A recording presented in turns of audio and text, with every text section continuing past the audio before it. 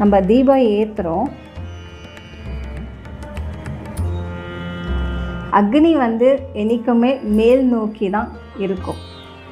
இப்போ நீங்கள் கீழே வச்சாலும் மேலே தான் எரியும், மேலே வச்சாலும் மேல் நோக்கி. எப்போ கீழ் நோக்கி வருதோ இந்த உலகம் அழியும். அது தெய்வ வாக்கியமே இருக்குது, வேதத்திலே இருக்குது.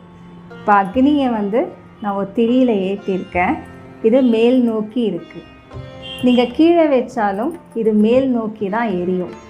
அதே போல் நீங்கள் இப்படி வச்சாலும் மேல் நோக்கி தான் எரியும். யாகம் செய்யும் போதும் மேல் நோக்கி தான் எரியும். எப்போ கீழ் நோக்கி வருதோ உலக அழிவு. அக்னி பயங்கரமான வசியம். அது நம்ம நினைத்தது அனுகிரகமாக நம்ம சாதனை செஞ்சிட்டோம்னா அக்னி நமக்கு அருள் கொடுக்குற மாதிரி. எப்போவுமே அவ்வளோதான். நீங்கள் ஒரு குச்சி கூட எடுத்து பற்ற வச்சு பாருங்கள், மேல் நோக்கி தான்